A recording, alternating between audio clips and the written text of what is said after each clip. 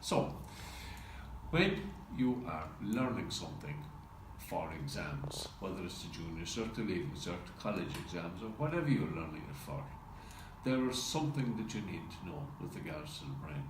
There are three different areas that learn in the brain. One part of the brain learns and holds the information for life, and that part of the brain is just here. Another part learns the information that it likes and it holds on to that. So information about your favorite pop star, your favorite group, your favorite topics, that information goes in, stays in, and it's like it's never going to disappear. Then there's a final section which is way back at the back of the brain here, and that learns because it has to, because you're under pressure. And when you learn under pressure, you only hold it until the exam is over.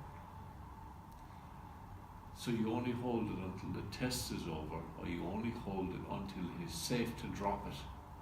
And as soon as you drop it, it's gone. You can remember bits of it, but you can't remember it the way you had it. So if you're going to learn something and you want to be able to remember it a couple of weeks later, a couple of months later, or for the rest of your life, then it's really important that you're using the right section of your brain to do the learning.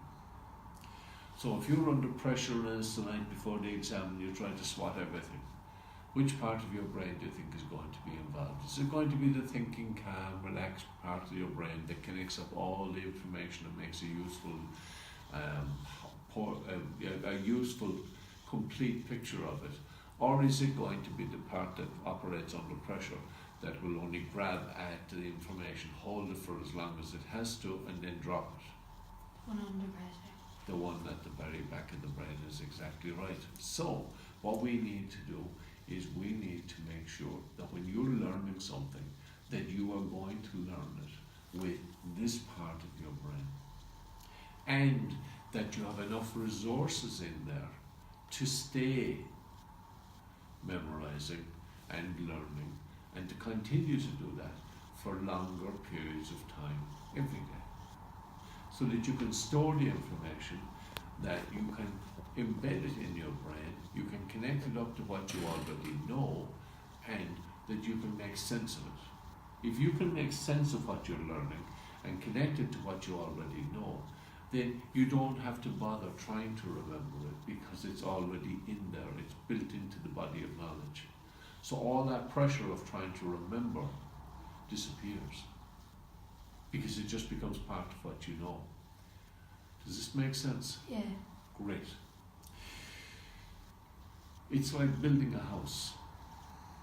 If you have a ton of blocks delivered and they're all loose and thrown around the ground, that's not much use to you. You can't climb in there and stay in out of the rain.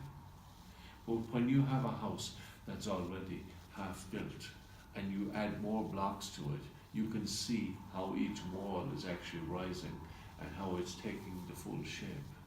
And when you add new pieces of information to the area of the brain just here at the front, it's like you